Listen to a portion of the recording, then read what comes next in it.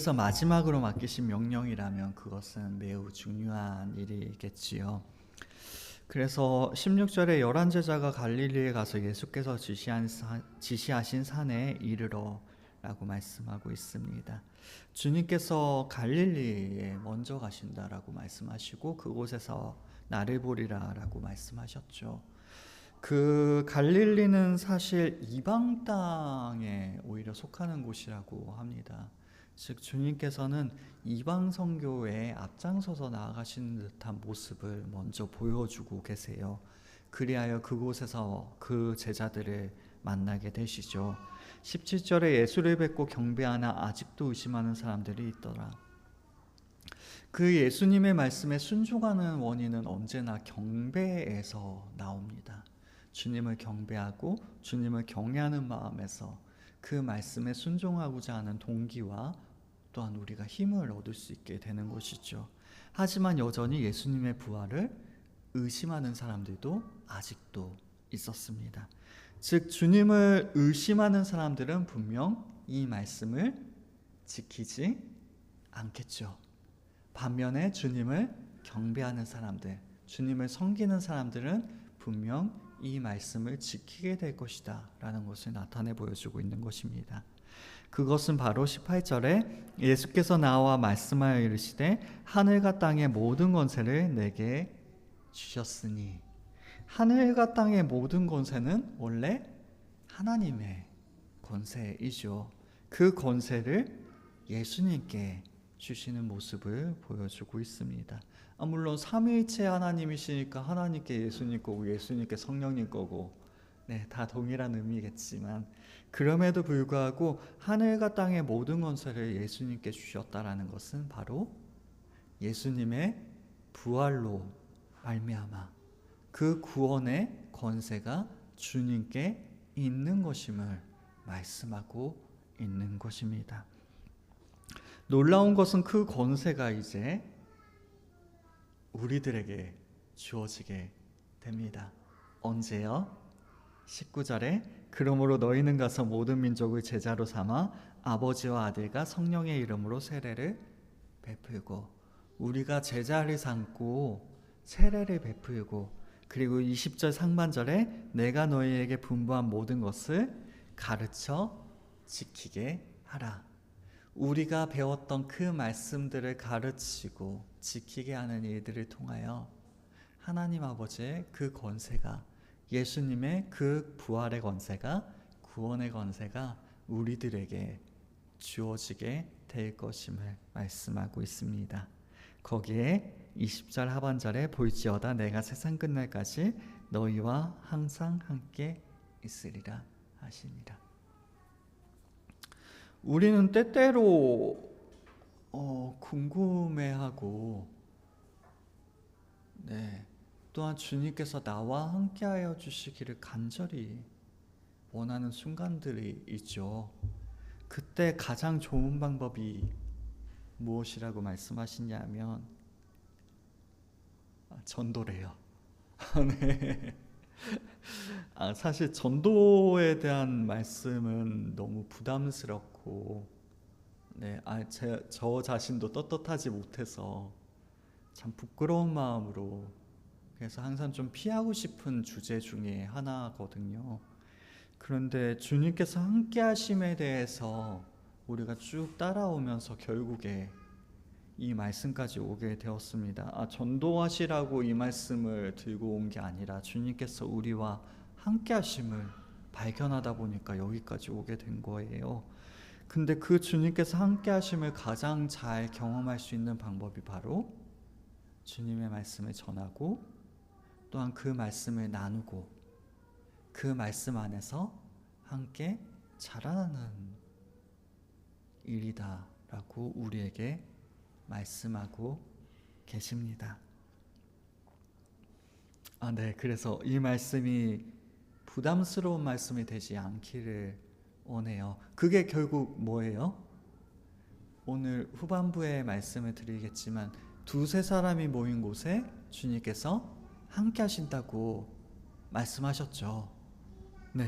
그리고 제자를 삼고 세례를 주고 주님께서 가르쳐 지키게 하라고 말씀하신 그 말씀들을 배우고 가르치고 또한 그 안에서 자라나는 것, 그게 결국 뭐예요? 교회죠. 네, 두세 사람이 모인 곳에 주님께서 함께 하신다고 말씀하셨는데 그 두세 사람이 모인 곳이 어디예요? 네, 교회예요. 네, 그러하기 때문에 우리와 언제나 함께 하신다는 그 주님의 말씀이 바로 우리와 또한 교회와 함께하고 있는 것임을 다시 한번 깨달을 수 있는 오늘 이 말씀이길 원합니다. 조금은 가볍게 들을 수 있겠죠? 네. 모든 일에는 시작이 있다면 또한 끝이 있습니다. 시작과 끝, 둘 중에 혹시 어느 게 더 중요하다고 생각하시는지요? 둘 다 너무나도 중요해서 어느 하다가 더 중요하다고 이야기하기는 분명 쉽지가 않습니다. 시작하는 일에는 많은 각오와 용기들이 필요합니다. 떨어지지 않는 발걸음을 떼어야 하고요. 또한 그 자리에 서기까지 현실의 편안함과 안주함을 벗어나서 또한 그 자리로 나아가야 한다는, 그 시작의 자리에까지 서야 한다는, 그것은 분명 우리에게 수많은 걱정과 염려 그리고 많은 우려들을 넘어야 하는 상당히 어려운 일이다 라고 이야기할 수 있습니다. 그것이 얼마나 어려운지 옛 어른들은 시작이 반이다. 네. 얼마나 시작하는 일이 어려우면 시작한 것이 이미 절반이 난 것이다 라고 이야기할까요? 저희 연우도 마찬가지인 것 같아요. 막상 시작하면 굉장히 잘하거든요. 근데 막 목욕하자, 치카하자, 연우야 이제 옷 입어야지, 그러면 일단 싫다고 때부터 씁니다. 하고 있는 놀이 혹은 하고 있는 현재의 그 일에서 벗어나고 싶지 않은 마음이 큰 거예요. 정말 시작하면 너무 잘함에도 불구하고 시작하기까지가 너무나도 어려운 것입니다. 그것처럼 시작하는 것은 참으로 어려운 일이다 라고 이야기할 수 있겠죠. 그러면 끝맺는 건 쉬운가요? 절대로 그렇지 않은 것 같아요. 저희 부모님께서는 항상 강조하셨습니다. 시작하는 것만큼이나 마무리를 잘 맺는 것이 중요하다고 말이죠. 왜냐하면 그 마무리 맺는 모습을 통하여 그 사람의 진정한 됨됨이를 발견할 수 있게 되는 것이라고 항상 그렇게 말씀하셨습니다. 그렇게 따져본다면 우열을 가리는 것은 정말로 쉽지가 않습니다. 그럼에도 불구하고 끝에 비하자면, 이건 제 개인적인 이야기인 것 같아요. 끝에 비하자면 시작이? 아니죠. 시작하는 거에 비하자면 끝이 더 어려운 것 같아요. 네. 사람마다 다 다르시겠지만, 상황마다 다르시겠지만, 저는 끝이 더 어려운 것 같습니다. 왜냐하면 시작할 때는 그래도 막 힘이라도 있거든요. 초심이라고 이야기하죠. 각오와 결단에서 생겨나는 그 힘. 이제 시작하니까 좀 잘해보자. 막 으쌰으쌰 하는 그런 힘이 있기 때문에 시작하는 일에 대한 기대와 생기로 가득 차기 때문에 어찌 보면 끝보다는 시작이 조금은 쉬운 것 같습니다. 반면에 끝을 맺는 그 순간은 이미 모든 힘을 다 쏟아버렸기 때문에, 이미 소진되어 버려서 힘을 내기란 여간 쉽지가 않은 것이 바로 끝맺음이라고 이야기할 수 있겠죠. 수많은 상황에 따라 다르겠지만 대체로 시작보다는 끝이 더 어려운 것 같습니다. 그렇다면 이렇게 어려운 시작과 끝이 동일한 사람이 있다면 그 사람은 어떠한 사람일까요? 분명 우리가 신뢰할 만한 사람이라고 우리는 이야기할 수 있을 것입니다. 왜 그런가요? 시작과 끝이 동일하다는 것은 분명 그 일에 대하여 진실한 사람이기 때문일 것입니다. 참으로 우려되는 시작도 그리고 그토록 어려운 마무리도 동일하게 행하였다면 그 일에 대하여 전력을 다한 사람, 그리고 모든 마음을 다 쏟아 부은 사람이기 때문인 것입니다. 그 사람이 누구냐면요, 바로 우리 주님이십니다. 예수님의 사역은 광야만큼이나 산에 대해서도 관련이 많습니다. 마태복음은 의도적으로 그렇게 엮어가는 것 같아요. 예수님의 시작과 끝이 산에서 이루어진 것처럼 기록하고 있습니다. 마태복음은 예수님의 탄생과 시험 후에 산에서부터 시작되었다고 그 시작을 알립니다. 그곳은 산상수훈 아시죠? 산상수훈이 뭔가요? 산에서 하신 교훈이라는 뜻이죠. 그 산상수훈이 선포되었던 산으로 천국에서 요구하는 삶의 방식을 바로 그곳에서 가르치셨습니다. 사역의 중간 지점에서도 중요한 사건이 또한 산에서 일어나게 돼요. 그곳은 변화산이라고 이야기하는 곳입니다. 그 변화산에서 주님께서는 영화로운 모습으로 변모하셨죠. 그것은 바로 주님께서 진실로 어떠한 분이신지를 분명히 나타내 보여주는 사건이었습니다. 그리고 마지막 주님의 사역을 마무리하는 그 단계 또한 산에서 이루어집니다. 오늘 본문의 말씀 마태복음 28장 16절의 말씀입니다. 11제자가 갈릴리에 가서 예수께서 지시하신 산에 이르러라고 말씀하고 있는 것이지요. 대위임령이라고 불려지는 말씀이 산에서 선포되어지고 있습니다. 세계 선교를 향한 그 개괄적인 말씀이 산에서 주어지고 있는 것입니다. 그것은 마치 새로운 산에서 명령되어지는 선포, 모세가 마치 그 시내산에서 하나님의 말씀을 받은 것처럼 예수님께서는 이 새로운 산에서 이제는 앞으로 나아가야 할 그 말씀을 선포하고 있는 것입니다. 그럼 산은 좋은 것이네요? 산은 거룩하니까 우리 모두 다 산에 들어가서 살아가야 하나요? 아니요, 그런 이야기가 아니라요.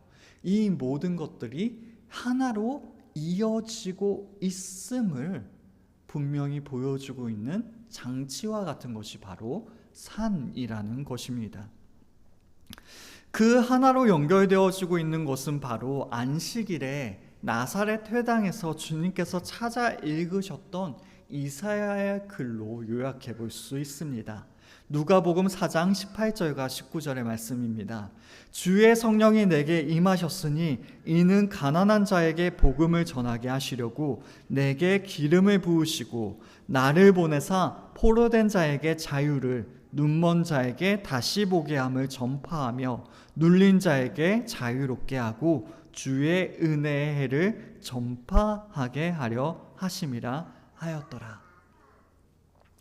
주님께서 읽으셨던 이사야 61장 1절과 2절의 말씀은 원래 여호와의 종의 사명에 대한 노래입니다. 하나님의 종의 사명이 어떠한 것인지에 대해서 선포하고 있는 것이죠. 특히 여기서 말하는 여호와의 종은, 이사야에서 말하고 있는 여호와의 종은 바벨론 포로에서 돌아온 자들을, 포로에서 돌아왔을 때 그 사람들의 상태를 우리는 추측해 볼 수 있죠. 마음이 다칠 대로 다쳤고 절망은 익숙해졌고 그 가운데 더 이상 힘조차 낼 수 없을 만큼 지쳐있는 그 사람들을 위로하고 그들의 피폐해져 버린 영적인 상태를 치유하고 회복하는 것이 바로 하나님의 종 메시아의 사명임을 말씀하고 있습니다. 다시 한번요.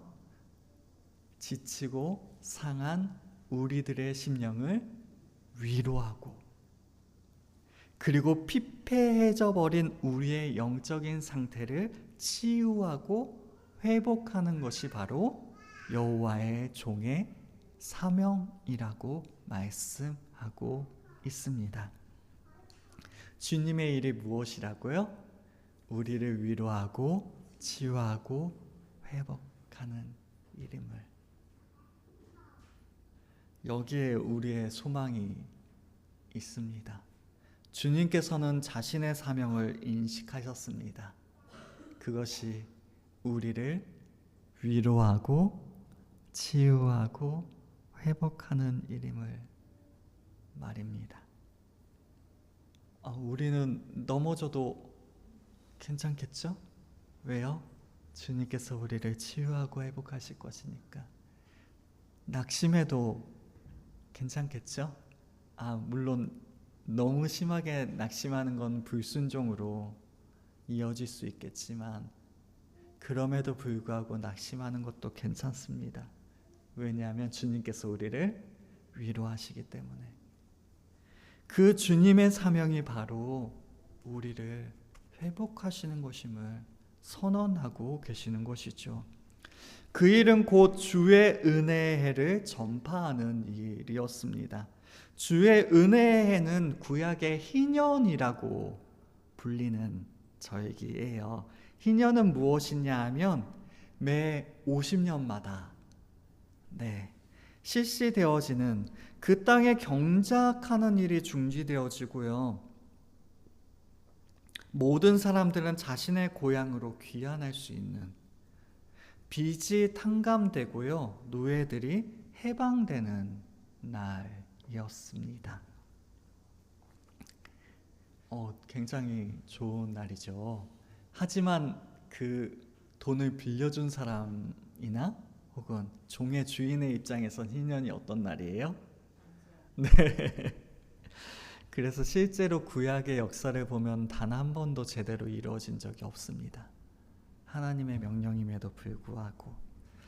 그러하게 이 희년은 어차피 안 이루어진 날, 안 지킨 절기가 아니라요. 이 희년은 오히려 하나님께서, 즉 하나님의 종이, 메시아가 이루어질 구원의 날을 상징하고 나타내 보여주는 일에 그 의미가 더욱 크다라고 이야기할 수 있는 것이죠. 특히 그 구원의 은혜를 직접 성취시키신 메시아의 구원 사역과 연관되어지고 있습니다. 희년은 바로 우리가 해방되어지는 날, 우리가 구원을 얻는 날을 상징하여 나타내 보여주는 것이죠. 주님께서는 그 일을 위하여 산상수훈 가르치셨으며, 또한 변화산에서 자신을 나타내셨고, 그리고 마지막에 명령까지 하셨던 것입니다. 주의 은혜의 해를 나타내기 위하여 우리에게 이 모든 일들을 이루어 가신 것이죠. 실제로 주님을 만난 모든 사람들은 은혜의 해를 경험하게 되었습니다. 중풍병자, 소경, 나병 환자 등 온갖 질병에 시달리던 사람들이 예수님께 나아와 그 병으로부터 해방되어지는 은혜를 경험하게 되었습니다. 세리와 죄인과 같은 창녀까지도, 사회적으로 소외된 사람들도 예수님께 제사함을 받아 새 삶을 살아가게 되었습니다. 귀신에 들려 괴로워하는 사람들은 자유함을 얻게 되었으며, 가난하고 억눌린 사람들에겐 위로와 소망이 전해졌습니다. 개인에서부터 많은 무리에 이르기까지 정말 다양하고 많은 사람들이 여호와의 종 메시아로 인하여 주의 은혜의 해를, 예수님을 통하여 구원을 경험하게 되었던 것입니다. 주님께서는 사람을 가리지 않으셨어요. 내가 격이 있으니 사회적으로 지위가 높은 사람들만 만나야지, 그렇게 하지 않으셨습니다. 난 가난한 자들만, 그들만 만나야겠다, 그것 또한 아니었어요. 바리새인들과 논쟁은 왜 하셨나요?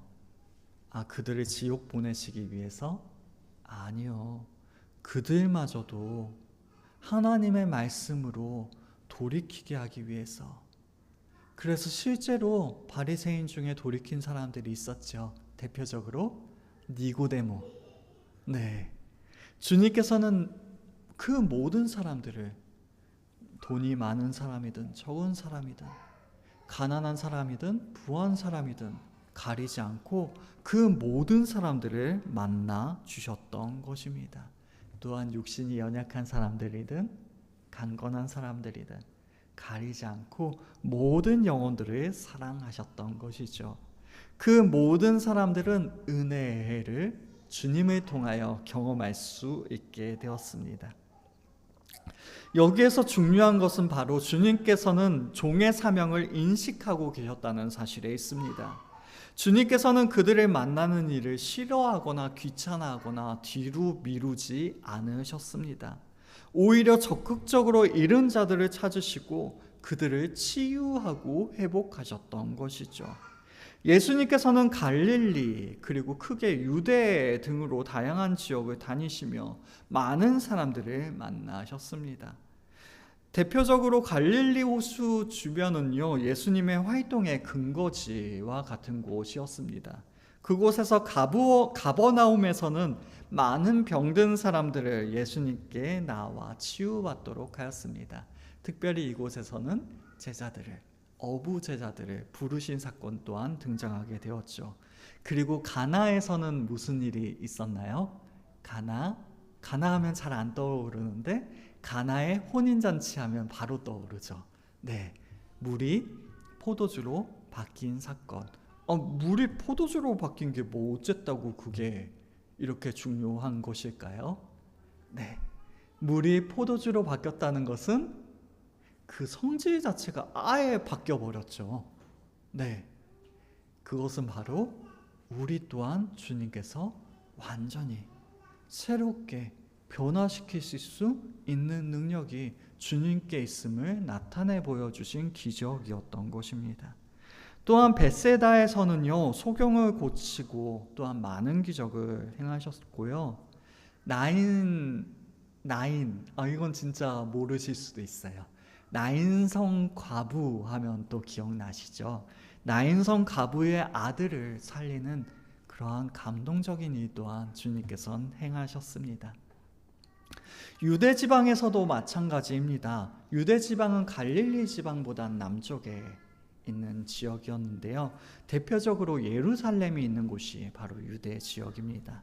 유대교의 중심지인 예루살렘에서는 성전에서 가르치시고 종교 지도자들과 논쟁을 벌이시면서 그 논쟁을 통하여 많은 사람들에게 복음을 전파하셨습니다. 감람산에서는 제자들과 함께 땀이 피가 되도록 기도하신 사건이 나타나고요. 여리고에서는, 여리고 하면 떠오르는 사람이 삭개오, 삭개오와 같은 세리를 만나 회개를 이끌어내셨고, 베다니에서는요, 베다니는 나사로, 나사로를 죽음에서 살린 기적들이 나타나고 있습니다. 이처럼 주님께서는 우리와 같은 보통의 사람들에게 다가가 하나님의 나라의 소식을 전하셨고, 진리의 말씀으로 많은 사람들에게 충격과 감동을 선사하여 주셨습니다. 그리고 어떤 사람이든 차별 없이 사랑하시며 그들의 모든 필요를 채워주신 사역을 하셨던 것이죠. 예수님의 그러한 열정은 지리적인 제한이 가로막을 수가 없었습니다. 지금처럼 자동차가 있었던 것도 아니고요. 또한 말을 타고 이동한 것 또한 아니었습니다. 그 광야, 그 타는 듯한 태양볕을 주님께서는 친히 걸어 그 길을 가셨던 것이죠. 왜요? 한 영혼을 너무나도 사랑하셔서. 그 먼 길 또한 마다하지 않고 그 고된 여정 또한 마다하지 않고 주님께서는 찾아가셨습니다. 그 사랑은 일부의 사람에게가 아니라 모든 사람에게 구원의 은혜가 전파하도록 하였습니다. 시작과 끝까지 그 변함없이 동일하게 이 땅에서의 모든 시간을 메시아의 사명, 주의 은혜를 전파하는 일에 모든 힘을 쏟으셨던 것이죠. 이제는 주님께서 능력으로 행하시던 일들의 강조점이 제자들에게 옮겨지게 됩니다. 주님께서 그토록 힘쓰셨던 그 모든 일들이 이제는 제자들에게 위임되고 있는 것입니다. 어떤 의미에서 그들의 스승과 제자의 기간은 끝이 나게 됩니다. 물론 여전히 그들은 제자로 남아 있지만 이제는 자신들을 제자 삼으셨던 주님처럼 이제는 그들이 제자를 삼아야 하는 일로 나아가야 하였던 것이죠. 마치 릴레이 계주에서 앞선 주자가 열심히 뛰어서 뭘 넘겨주죠? 바통. 네, 바통을 넘겨주듯이 그 바통을 이어받는 것은 바로 제자들이 되었던 것입니다. 마태복음 28장 18절의 말씀입니다. 예수께서 나와 말씀하여 이르시되 하늘과 땅의 모든 권세를 내게 주셨으니. 복음서는 예수님의 권세에 대하여 매우 중요하게 다루고 있습니다. 예수님은 권세 있는 교사로 나타나셨고요. 교사로 나타났다는 것은 바로 주님께서 가르치신 모든 말씀에 권세가 있었음을 이야기하는 것이죠. 그러한 말씀의 권세가 있으신 분으로 등장하셨습니다. 또한 연이어 나타났던 그 기적들은 바로 주님의 말씀에서뿐만 아니라 주님의 행위에서도 권세가 있는 분이심을 다시 한번 나타내 보여주었던 것이죠. 말과 행동, 그 모든 것에 권세가 있으신 분이 바로 주님이심을 복음서는 소개하고 있는 것입니다. 심지어 주님께 있는 권세는요, 죄사함의 권세까지 있었습니다. 죄사함의 권세는 원래 누구의 권세인가요? 하나님의 권세입니다. 하나님의 권세까지도, 그러한 죄사함의 권세까지도 가지고 계셨던 분이 바로 우리 주님이십니다. 그리고 이제 그분의 권세는 부활로 말미암아 정점을 나타내 보이게 되죠. 그분은 인자, 유대인의 왕, 메시아, 하나님의 아들, 영광과 승귀를 얻으신 부활의 주님으로 나타나시게 되신 것입니다. 부활으로 나타난 주님의 권능 앞에 우리가 보일 수 있는 반응은 무엇일까요? 유일한 반응은, 그리고 적합한 반응은 바로 예배입니다. 마리아가 그러하였던 것처럼요, 차마 입술조차 뗄 수 없는 그 경외감이 우리를 사로잡아 기이함과 떨림과 놀라움으로 주님을 예배하는 것이 바로 마땅한 모습입니다. 주님을 향한 경외와 예배는 곧 주님께서 행하신 일들을 바라보게 합니다. 주님께서 그토록 열정을 부으셨던 일, 그토록 사랑으로 행하셨던 일, 시작과 끝에서 변함이 없으셨던 그 일에 우리의 중심이 향하게 하는 것이죠. 즉, 우리가 주님 앞에 예배할 때 우리는 주님께서 그토록 소중히 여기셨던 일들까지도 바라보게 하는 것입니다. 그것은 바로 한 영혼을 향한 간절한 마음입니다. 참으로 놀라운 것은 주님께서 바라보셨던 그곳을 우리가 함께 바라볼 때 주님의 권세가 우리들에게 부어진다는 사실에 있습니다. 19절과 20절 상반절의 말씀입니다. 그러므로 너희는 가서 모든 민족을 제자로 삼아 아버지와 아들과 성령의 이름으로 세례를 베풀고 내가 너희에게 분부한 모든 것을 가르쳐 지키게 하라 라고 말씀하고 있죠. 마태복음 10장에서는요 이미 선교를 파송하시는 예수님의 모습이 나타나고 있습니다. 그때 주님께서는 제자들에게 자신의 권세를 어떻게 보면 일시적으로 그 순간에 잠시 부여하고 계십니다. 하지만 이제는 부활하신 그 그리스도의 권세가, 그 권능이 제자들 모두가 소유할 수 있는 것으로 변화되어집니다. 부활하신 주님의 명령이 제자들에게 주어지고 있기 때문입니다. 그리고 대위임령으로 우리들에게 이어지고 있습니다. 대위임령은 말 그대로 우리들에게 위임하신 큰 명령입니다. 그래서 우리들은 반드시 가서 제자를 삼아야 하는 것이죠. 대위임령은 새로운 성도들에게 세례를 주고 그들을 세심하게 제자 삼는 일을 포함하고 있습니다. 이것은 옛날 우리 교회들이 그랬었죠. 어떻게든 신앙의 고백을 하도록 만들어서 마지못해 혹은 억지로라도 어쩔 수 없는 형식으로라도 세례를 받도록 하는 일과는 거리가 멉니다. 비판하고자 하는 이야기는 아닙니다. 아시죠?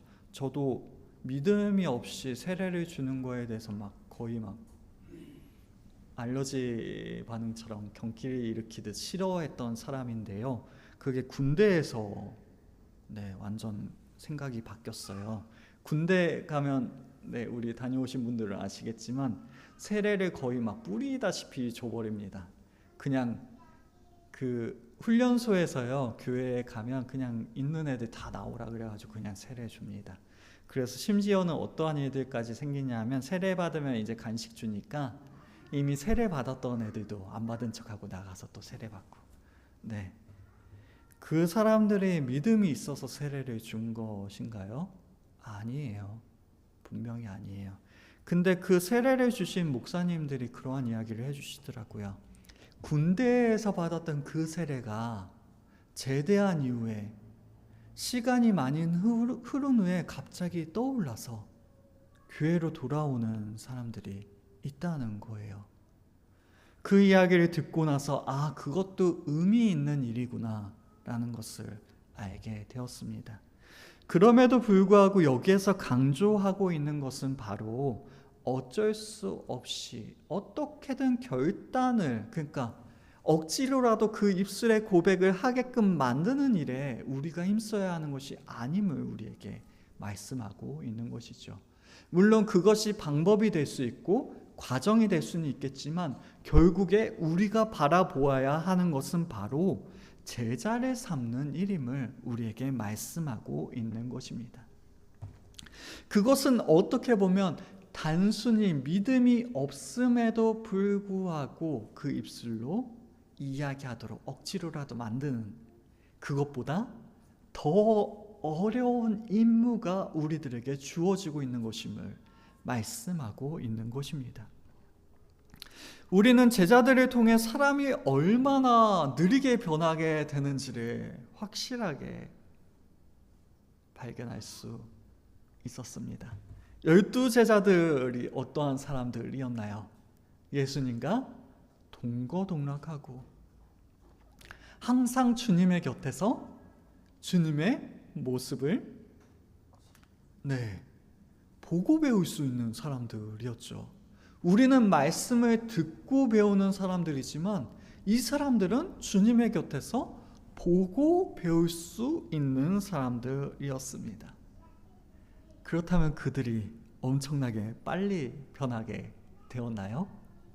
아니요, 정말 그 결정적인 순간에도 주님을 배반하고 주님을 떠났던 모습을 보여주고 있었습니다.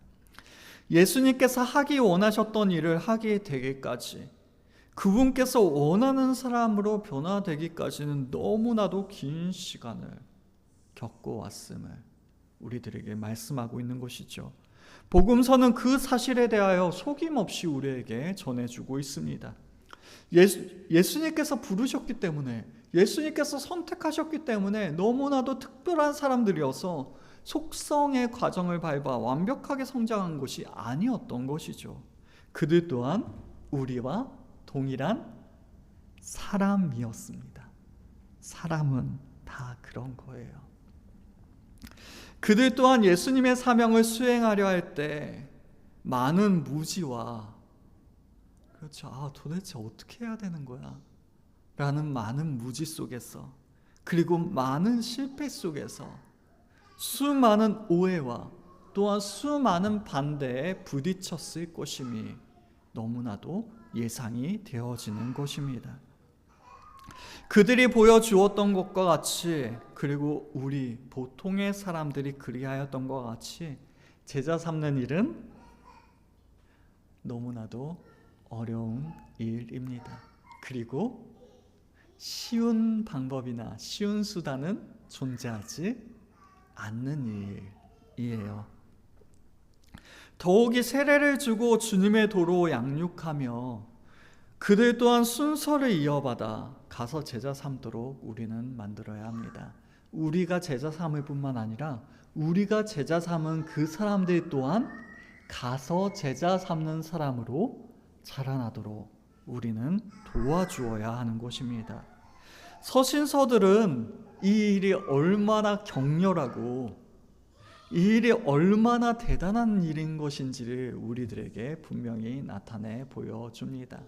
그 수많은 교회들, 초대교회들도 이러한 동일한 어려움 가운데 머물고 있었음을 우리에게 말씀하여 주시는 것이죠. 그렇다면 주님께서 도대체 이렇게 어려운 일을 왜 우리한테 맡기실까요? 이렇게 어렵고 힘든 일을, 이렇게 치열한 일을 왜 우리들에게 맡겨주실까요? 우리는 힘도 없는데, 능력도 없는데. 네. 그래서 주님께서는 권세를 나타내셨으며 또한 그 권세를 우리들에게 더하여 주시는 것입니다. 대위임령은 부활하신 그리스도를 만났을 때 나온 반응이었습니다. 제자들이 부활하신 주님을 개인적으로 만나고 나서는 가서 다른 사람들에게 전하고 싶은 열정에 사로잡히게 되었어요. 부활하신 주님을 만났을 때에는 주님을 전하고 싶은 열정에 사로잡히게 되는 것입니다. 대위임령은 경배에서부터 솟아나오는 것이기 때문입니다. 17절의 말씀입니다. 예수를 배웠고 경배하나 아직도 의심하는 사람들이 있더라. 예수를 배웠고 경배하였다라고 말씀하고 있지요. 마리아와 제자들이 선교하러 가야 한다는 동기를 부여받았던 것은 그들이 예수님에 대한 완전한 경외감으로 주님 앞에 엎드려진 것에서부터 시작하고 있습니다. 자신의 모든 것들을 내려놓고 모든 생각과 염려를 내려놓고 경외와 사랑과 찬양에 몰두한 그 순간에 바로 이러한 명령을 받았던 것입니다. 이러한 사실은 지금도 변함이 없습니다. 전도는요, 예배에서부터 솟아나야 하는 법입니다. 예배는 주님을 만나는 일이죠. 주님 앞에 우리의 무릎을 꿇는 일입니다. 전도는 예배에서부터 시작되어야 합니다. 근데 예배가 오히려 전도의 불을 꺼트리는 것 같아요. 네, 저희 잘못입니다. 그 전도는요, 결코 개인적인 사업이 될 수가 없습니다. 한 사람만 짊어져야 되는 것도 아니고요, 우리 모두에게 맡겨진 일입니다. 그것은 예배를 지극히 중요시하는 예배자에서부터 흘러나오는 것이죠. 주님을 예배하며 경배하기 때문에 주님을 향한 마음들이 대위임령을 지키고 싶은 열망에 사로잡히도록 하는 것입니다. 부끄럽지만 지금의 교회들은 그러한 모습들을 너무나도 많이 잃었던 것이죠. 왜 그런가요? 그거는요, 교회를 다니는 많은 성도들이 예수님과의 개인적인 그리고 삶을 변화시켜 주시는 그 부활의 주님과의 만남이 너무나도 줄어들고 있기 때문입니다. 그 살아계신 주님을 만난다면 우리는 분명 열망에 사로잡히게 될 것입니다. 하지만 지금의 교회들은, 지금의 우리들은 주님과의 만남이 너무나도 적기 때문에, 그 만남을 가지지 못하고 있기 때문에 그러한 열망이 사그라들고 있는 것입니다. 또한 대위임령은 하나님을 사랑하는 것과 이웃을 내 몸과 같이 사랑하라는 대계명과 어깨를 나란히 하는 말씀입니다. 만일 하나님과 이웃을 사랑하라는 계명이 없었다면 전도는 그저 힘들기만 한 너무나도 차가운 일이 되어버리고 말 것입니다. 하나님을 사랑하기에 그 계명을 지키는 것, 그리고 이웃을 사랑하기에 그들에게 복음을 전하는 일이 되어야 하는 것이죠.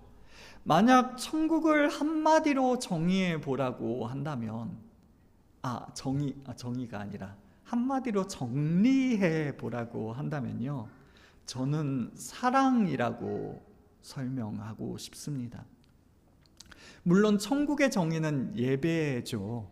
네, 정의는 예배입니다.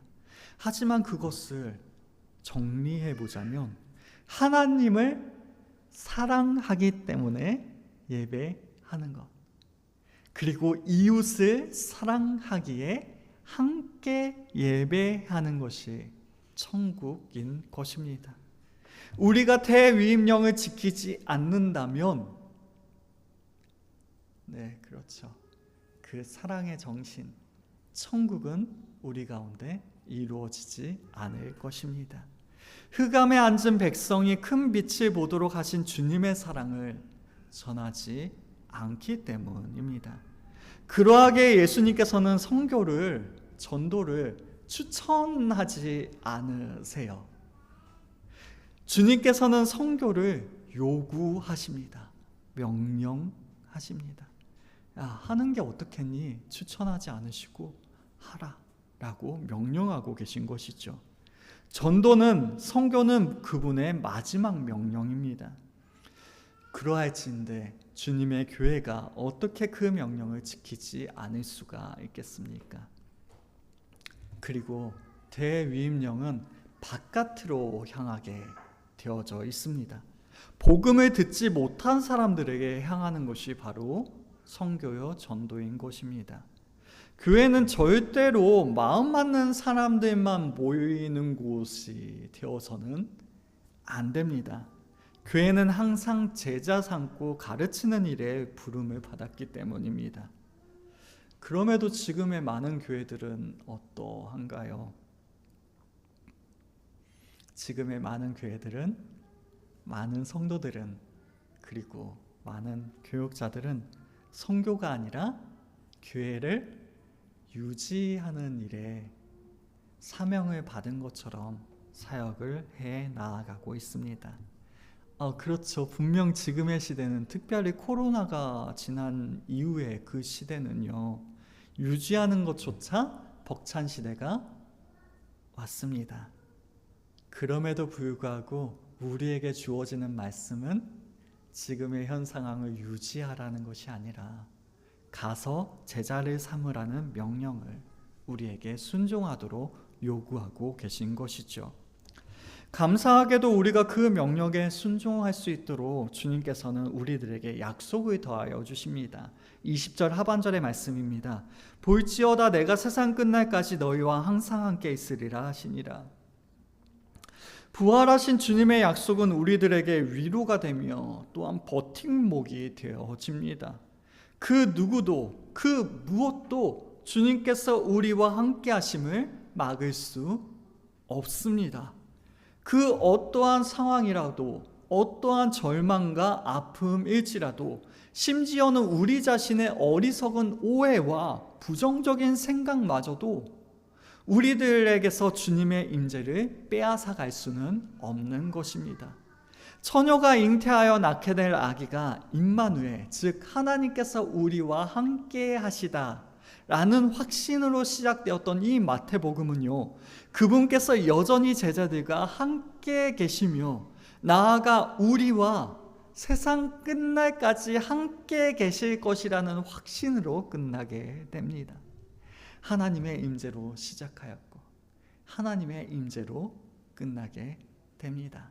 그것이 바로 우리의 인생이 되어질 것임을, 하나님께서 함께 하심으로 시작하여 하나님께서 함께 하시는 인생으로 마무리 짓게 될 것임을, 그러한 인생을 살아가게 될 것임을 우리에게 말씀하고 약속하고 계신 것입니다.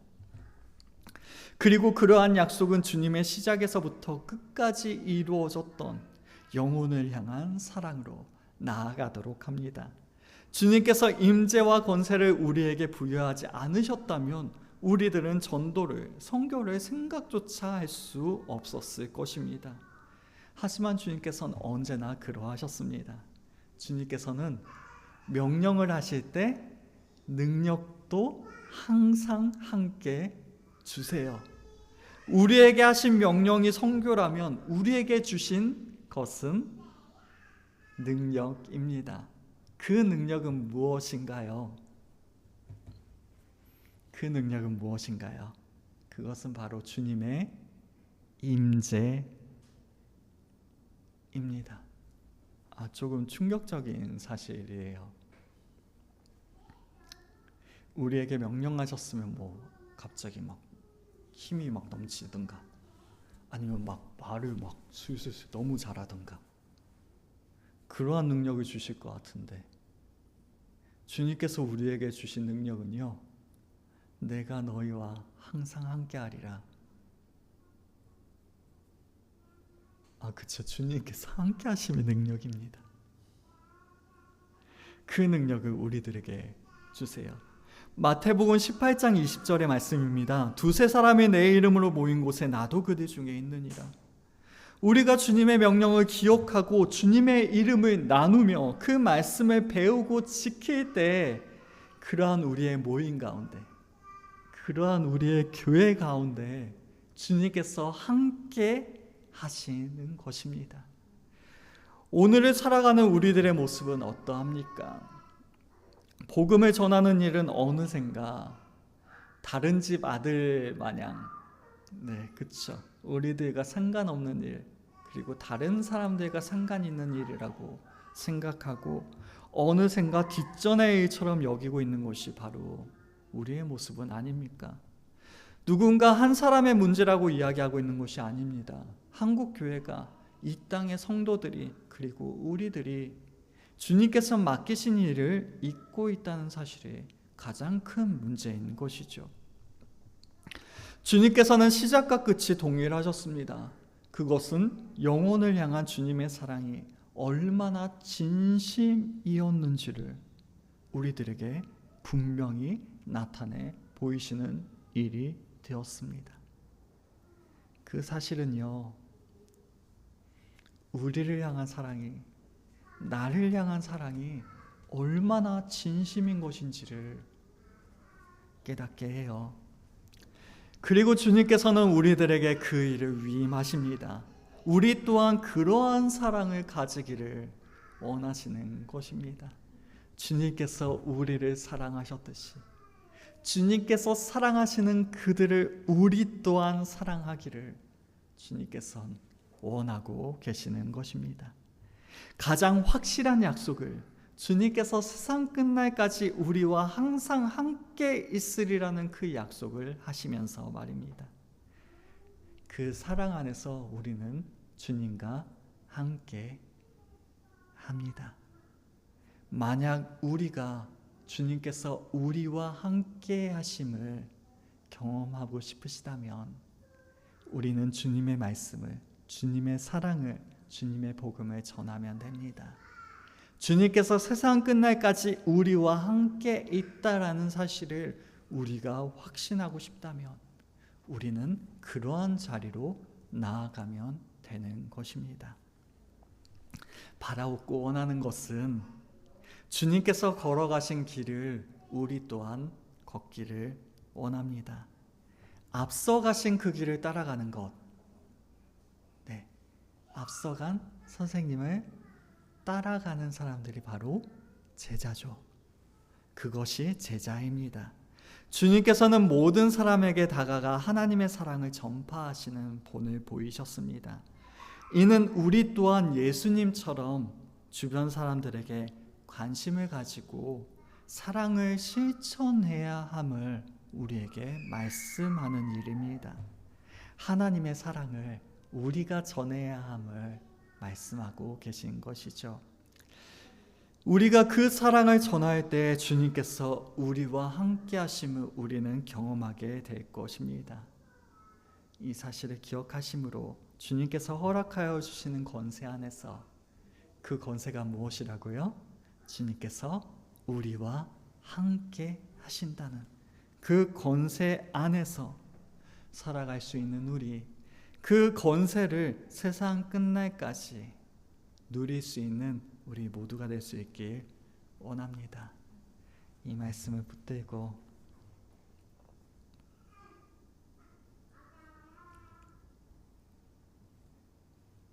실천할 수 있는 우리, 본의 아니게 이 말씀을 준비하는지 의미는 몰랐거든요. 근데 월요일인가 화요일쯤에 요즘 전도 나가? 라고 저한테 물어보더라고요. 네. 얼마나 찔리는지. 나름 핑계를 대보자면 너무 뜨거운 여름이어서, 여름에는 교회도 전도 쉬잖아요. 너무 부끄럽네요. 또 다른 핑계를 대자면 너무 더워서 사탕이 녹아버렸어요. 녹기 전에 전도를 다 했어야 됐는데 그래서 사무실에서 제가 그 전도 사탕 계속 먹고 있어요.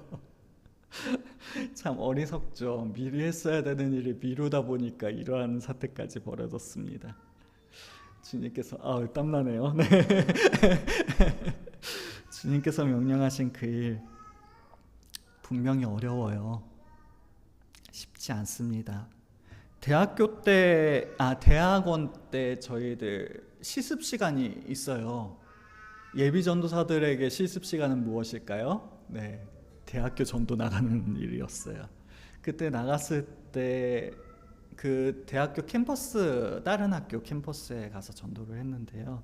그때 저희들을 가르쳐 주셨던 대학교 사역을 하고 계셨던 목사님이셨어요. 그 목사님이 그러한 이야기를 해주시더라고요. 10년 되셨대요. 그 대학교 전도를 하신지. 그러면 얼마나 막 전문가처럼 그 일이 익숙하실까요? 그럼에도 불구하고 그분께서는 아직도 전도가 무섭다라고 이야기하시더라고요. 그러면서 대학교를 가는 그 지하철 타고 가는 그 길 안에서 기도를 한대요. 하나님, 오늘은 비가 오게 해주세요. 그래야 안 하고, 그 핑계라도 대고 안 하고 오니까. 10년이 됐는데도, 그 일만 했는데도 여전히 두렵고 어려운 게 전도라고 합니다. 그 이야기가 얼마나 위로가 되는지. 나만 그런 게 아니구나. 분명히 어렵습니다. 그래서 소극적으로는요, 우리 자녀들만 잘 키우는 것만 해도 시대가 얼마나 이렇게 어려워졌으면 그것만으로도 만족하고 있는 시대가 되었을까요?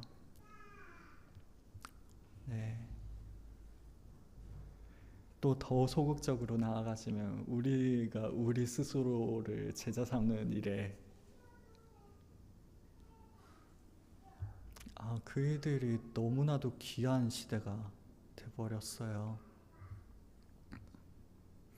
바라옵기는 그렇게 소극적으로만 우리가 머물러 있는 것이 아니라 우리 스스로를 지키는 일에 우리가 지쳐버리는 것이 아니라 우리를 지킬 뿐만 아니라 우리 가족을 지킬 뿐만 아니라 또한 한 걸음 더 나아갈 수 있는 우리 모두가 될 수 있길 원합니다. 대단한 일을 하자는 건 아니에요. 꼭 예수님의 이름을 우리의 입술로 이야기해야만 전도가 아닙니다. 우리의 삶의 모습을 통하여, 또한 우리가 행하는 그러한 선행을 통하여 저 사람은 왜 저렇게 할까? 라는 궁금증을 유발하고, 또한 그 궁금증을 통하여 예수님을 이야기할 수 있는 기회까지 다다를 수 있는, 그 모든 일들이 우리들에겐 전도가 되는 것이에요. 바라고 원하는 것은 우리가 그러한 작은 실천들을 통하여 주님의 이름을 전하고 나아가 세상 끝날까지 우리와 항상 함께 있으리라는 그 주님의 말씀을 경험할 수 있는 우리, 그 능력 안에서 매일을 살아갈 수 있는 우리 모두가 될 수 있기를 주님의 이름으로 축원합니다. 기도하시겠습니다. 기도하실 때 항상 함께 있으리라는 그 약속을 더하시며 우리에게 하신 주님의 명령을 기억할 수 있는 우리가 될 수 있기를 위하여 기도하여 주시고, 또한 그 일을 위하여 우리의 연약함이 방해가 되지 않기를, 그리하여 오직 주님께서 우리에게 맡겨주신 그 일에 우리의 마음 또한 모두 다 쏟을 수 있는 우리 모두가 될 수 있기 위하여 이 시간 함께 기도하시겠습니다.